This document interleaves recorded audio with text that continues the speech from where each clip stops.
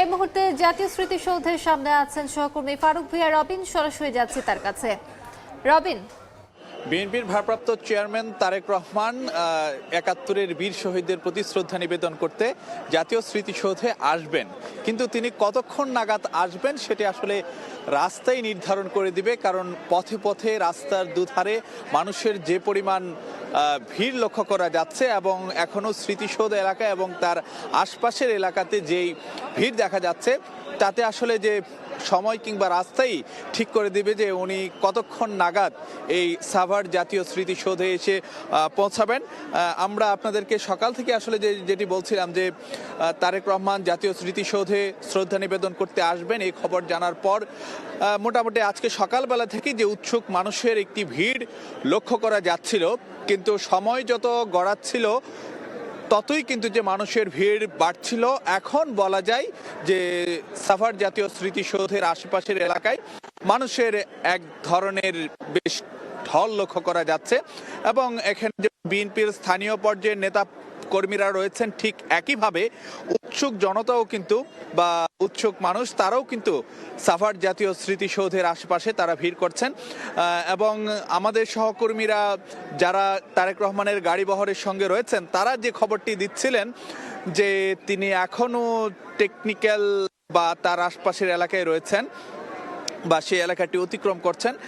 কিন্তু মানে এর আগে তিনি যখন গতকাল ঢাকায় ফিরছিলেন তখন ঢাকার হযরত শাহজালাল আন্তর্জাতিক বিমানবন্দর থেকে ৩০০ ফিট জনসভাস্থলে যেতে তার কিন্তু ৩.৫ ঘন্টা সময় লেগেছিল যে জনসভা মঞ্চে উঠতে। যেই জায়গাটি সাধারণত আধা ঘন্টা ৪০ মিনিটের মতন গড়পড়তা সময় লাগে, তো এই সময়টি ৩.৫ ঘন্টার মতন সময় লাগলো। তো আজকে আসলে যেটি ধারণা করা যে তারেক রহমানের সাভার জাতীয় স্মৃতিসৌধে আসতে হয়তো বা ৪টা সাড়ে ৪টা নাগাদ তিনি এসে পৌঁছাবেন। তো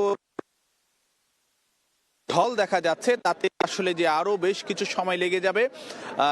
মানে ঘন্টার হিসাবে সেটা আরো কতক্ষণ লাগবে সেটি এখনো সহজে অনুমেয় নয়। কারণ রাস্তায় আমরা মানুষের যথেষ্ট পরিমাণ ভিড় দেখতে পাচ্ছি এবং এই যে অগণিত মানুষের যে ভিড়, সে ভিড় সামাল দেওয়ার জন্য আইন শৃঙ্খলা রক্ষাকারী বাহিনী কিন্তু যে প্রায় সবকটি আইন শৃঙ্খলা রক্ষাকারী বাহিনীরই কিন্তু ব্যাপক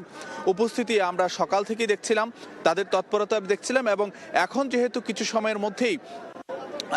তারেক রহমান যেহেতু এই সাভার জাতীয় স্মৃতিসৌধের মানে পথে রয়েছেন, তো সেই কারণে আইন শৃঙ্খলা বাহিনীর যে তৎপরতা এখন কিন্তু যে সময়ের সঙ্গে সঙ্গে কিন্তু আরো আগের তুলনায় আরো বেশি জোরালো হচ্ছে। যদি আপনাদেরকে বলতে যাই যে গতকালকে আমরা যেটি দেখেছিলাম যে হযরত শাহজালাল আন্তর্জাতিক বিমানবন্দর থেকে তারেক রহমানকে বহনকারী বাসটি যখন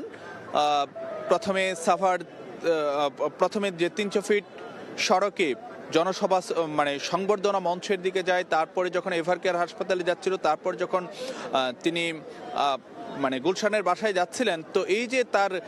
যে যাত্রাপথ, সেখানে সেনাবাহিনী সহ অন্যান্য আইন শৃঙ্খলা বাহিনীর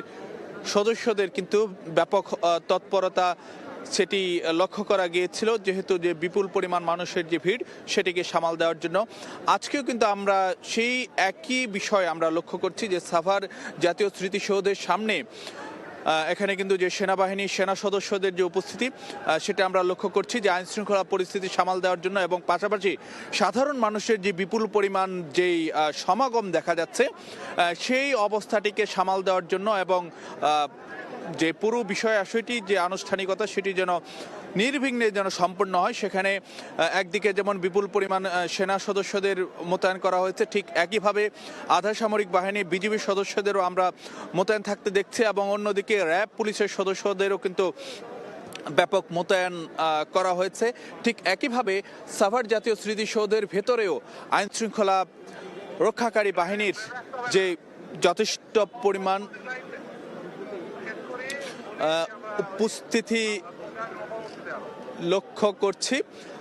তো আমরা একটু যদি আপনাদেরকে জানাতে চাই যে এখানে নিশ্চয়ই আপনারা দেখতে পাচ্ছেন যে সাভার জাতীয় স্মৃতিসৌধের সামনে জনতার ব্যাপক সমাগম দেখা যাচ্ছে। যখন তারেক রহমান সাভার জাতীয় স্মৃতিসৌধের কাছাকাছি আসবেন কিংবা এখানে এসে পৌঁছাবেন, তখন নিশ্চয়ই সে খবর আমরা আবারও সরাসরি আপনাদেরকে জানিয়ে দেব। আমাদের সাথে সরাসরি যুক্ত ছিলেন সহকর্মী ফারুক ভূঁইয়া রবিন।